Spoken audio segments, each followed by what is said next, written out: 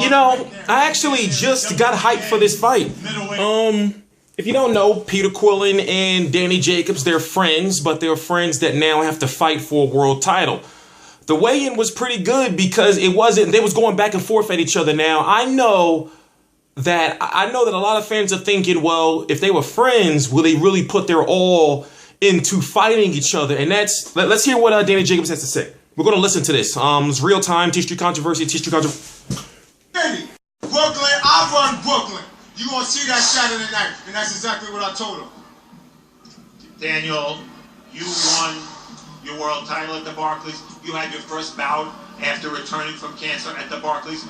Why is this fight being in? I want to know. Special. It makes it a little. It'd be crazy if this fight ends in a knockout. Because he made his name here in Brooklyn too. Brooklyn adopted him. But you cannot call yourself the Brooklyn champ if you wasn't born and raised here. Brownsville, Brooklyn, we're going to be in effect tomorrow night. I promise you. I promise you. Listen, we know you're the champion. He says, look, I don't Danny Jacobs is the underdog, isn't he? But he's been calling me out because I've got something that he wants. What do you think he means by that? I want that Hershey chocolate. That's it. I got.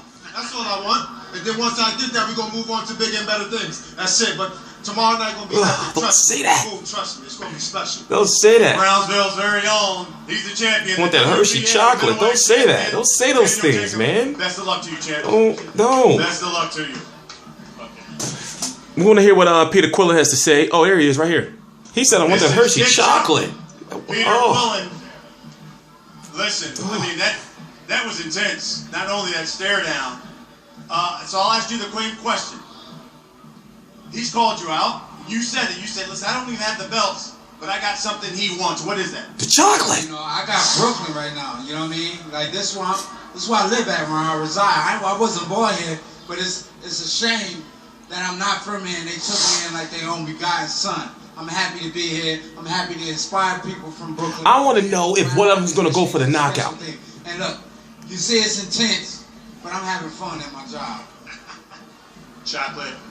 A lot of people don't call him chocolate. Because the two of you do respect each other as fighters. It might be a little more of a boxing match, but will the crowd force you guys into trading punches and make it a little more of a brawl? I mean, like, when you from the street, I'm from the street, so I know that I can be in the clinches like that and throw punches and do what I gotta do. But 100%, I already feel like Danny's out his character. This is not how he acts. You know what I mean? This is me. I'm always gonna be me. I shine fiercely every time I get to step on this platform. So when it comes to being a boxer or being a puncher, whatever I got to do to win that night, that's what I'm going to do. But I'm coming to hit him hard. We know that the title is on the line, but look, there's bragging rights on the line. Which one's more important, that title or the Brooklyn bragging rights? Me winning, period. You know what I'm saying? You know what I want to know? Bragging rights, and I'm taking that book, and I'm... It's been a good, you know, they've been trying to act like they haven't been friends for a long time. They went to basketball games together. They've been to fights together. They've done interviews about each other, talking about that they friends and all kind of stuff like that. But I want to know if it's going to be a boxing match, or if I want to know if these guys are going to go out there and really try to knock the other guy out. For some reason, I'm not sensing it. Just like Peter Quillin said, I'm not calling that man no chocolate.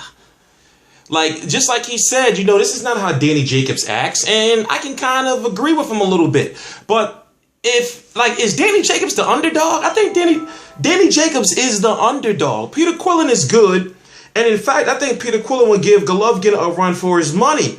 But Golovkin, you know, and Peter Quillin can't fight for political reasons. I hate it so much. I'm just hoping, okay, for example, there's a slim chance that maybe a Danny Jacobs or a Peter Quillin can fight a Golovkin in a 2016. A slim chance. But the winner of this is supposed to fight the winner, or it's looking like he's going to fight the winner of Spike O'Sullivan and Chris Eubank Jr. I would love to see a Danny Jacobs or Peter Quillin versus a Chris Eubank Jr. It'd be a big fight for both parties involved. But then also you got Andy Lee versus Billy Joe Saunders for the WBO title. So, you know, Peter Quillin fought Andy Lee and lost to Andy Lee. Well, not lost, it was a draw, but basically a draw for Andy Lee was a win for Andy Lee, in my opinion. And I would like to see maybe the winner, you know, politically go after the winner of that. And then you got Erislandy Lara, who's talking about he's moving up to 160 pounds. So there's big fights out there for each of the fighters. But right now, I really want to. I'm hoping that these guys don't come out here, and put on a bullshit ass, stinky ass fight. I want to see them fight. I don't care that they friends. I don't care. I want to see somebody try to knock somebody's head off. And I'm guessing they, they have no choice but to do so. But I'm T Street Controversy. This is T Street Controversy Live. I cover every single major fight live. Please subscribe.